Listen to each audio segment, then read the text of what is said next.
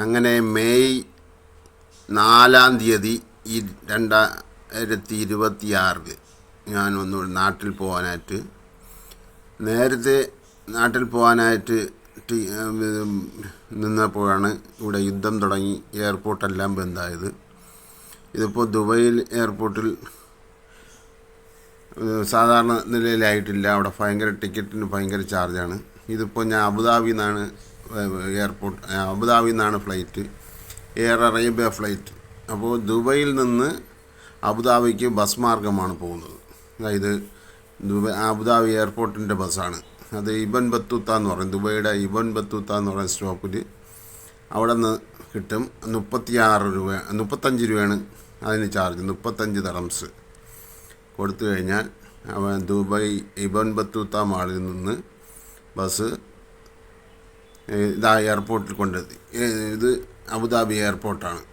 എയർപോർട്ടിൽ അതിൽ നമ്മുടെ മെയിൻ എൻട്രൻസിൽ കൊണ്ട് നിർത്തും. വേറെ ഒന്നുമില്ല. ഇത് വേറെ വലിയ ബുദ്ധിമുട്ടൊന്നുമില്ല. വളരെ ഈസിയാണ്. ടാക്സിയിൽ പോയാൽ പോലും ഇത്രയും അടുത്തെത്തില്ല. കണ്ട ലഗേജ് നമുക്ക് ട്രോളിയിൽ അപ്പോൾ തന്നെ ബസ്സിൽ നിന്ന് കയറ്റി നേരെ മെയിൻ ഗേറ്റിനകത്താണ് പോകുന്നത്. വേറെ നടക്കാനൊന്നും കാര്യമില്ല. വളരെ ഈസിയാണ്. അത് കഴിഞ്ഞ് ഇമിഗ്രേഷൻ എല്ലാം കഴിഞ്ഞിട്ട് നമുക്ക് ഇത് ഫ്രീ സർവീസാണ്. ഈ ട്രോളി ഇത് ഫ്രീ സർവീസാണ്. ഇത് നമുക്ക് ഉപയോഗിക്കാം. അതുപോലെ അല്ല നടക്കണമെങ്കിൽ എനിക്ക് കിട്ടിയത് 9 നമ്പർ ഗേറ്റാണ്. ആദ്യത്തെ ഗേറ്റിൽ നിന്ന് ചെക്ക് ചെയ്തിട്ട് പിന്നെ 9 നമ്പർ ഗേറ്റാണ് ഫ്ലൈറ്റിൽ കയറാനുള്ളത്. അപ്പോൾ അതുവരെ ഈ ബാറ്ററി കാറിൽ പോവാം.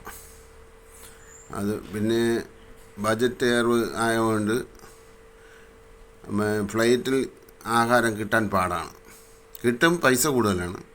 അതുകൊണ്ട് ഞാൻ ചെയ്തതെന്ന് വെച്ചാൽ അതിനകത്ത് എയർപോർട്ടിനകത്ത് തന്നെ മാക്ഡൊണാൾഡ്സ് ഉണ്ട്. അതിൽ കയറി ഒരു ബർഗർ വാങ്ങിച്ച് കഴിച്ചായിരുന്നു. ബർഗറായപ്പോൾ 36 രൂപ. ബാക്കി എല്ലാ ഫുഡും വാങ്ങിച്ച് ഭയങ്കര വിലയായിരിക്കും. അതുമല്ല ഇംഗ്ലീഷുകാരുടെ ഫുഡുകളേ കിട്ടുള്ളൂ. അതൊക്കെ ഭയങ്കര വിലയായിരിക്കും. വിശ്വസിക്കാൻ പറ്റില്ല. വില ആണ് നമുക്ക് മെയിൻ. അത് എത്ര രൂപയാണ് എന്നൊന്നും പറയാൻ പറ്റില്ല. അപ്പോൾ ഇതാകുമ്പോൾ വലിയ വ്യത്യാസമില്ലാതെ പൈസ കുറച്ച് കിട്ടും. അതുകൊണ്ടാണ് ഈ ബർഗർ വാങ്ങിച്ച് കഴിക്കുന്നത്. അങ്ങനെ എയർപോർട്ടിൽ നിന്ന് ബർഗറും വാങ്ങിച്ച് കഴിച്ച് അത് കഴിഞ്ഞ് ഫ്ലൈറ്റിൽ കയറാൻ പോയതും നമ്മൾ എല്ലാം അവിടെ എന്തോ വലിയ പ്രശ്നമായി. അതുകൊണ്ട് എല്ലാവരെയും തിരിച്ച് ആദ്യം ചെക്ക് ചെയ്ത ആ സ്ഥലത്ത് പോകാൻ പറഞ്ഞു. ഈ 9ാമത്തെ ഗേറ്റ് വരെ നടക്കണമെങ്കിൽ ഏതാണ്ട് 1 കിലോമീറ്റർ അടുപ്പിച്ച് നടക്കേണ്ടി വരും.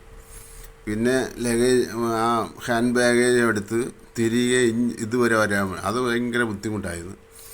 അത് കഴിഞ്ഞ് റീചെക്കിങ് ചെയ്തിട്ടാണ് രണ്ടാമത് ആ ഫ്ലൈറ്റിൽ കയറ്റുന്നത്. അതിന് മുമ്പ് എല്ലാ ഫോണൊക്കെ ഓഫ് ചെയ്യാൻ പറഞ്ഞു.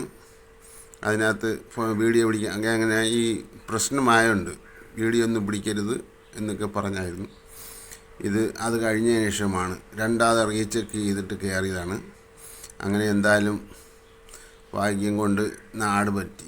ഞാൻ വിചാരിച്ച് വീണ്ടും ഫ്ലൈറ്റ് ബന്ധായോ എന്തോ, അത്രയ്ക്ക് പ്രശ്നമായിരുന്നു. എയർപോർട്ട് മൊത്തത്തിൽ പണി നിർത്തി 2 മണിക്കൂർ ലേറ്റായി. പക്ഷേ എന്തായാലും ഒരു കുഴപ്പമില്ലാതെ രണ്ടാമത് റീചെക്കിങ് ചെയ്ത് അപ്പോൾ 2 മണിക്കൂർ താമസിച്ചു. അതുമല്ല ഈ ഹാൻഡ് ബാഗേജും തൂക്കി അങ്ങോട്ടും ഇങ്ങോട്ടും രണ്ടാമത് നടക്കേണ്ടി വന്നു.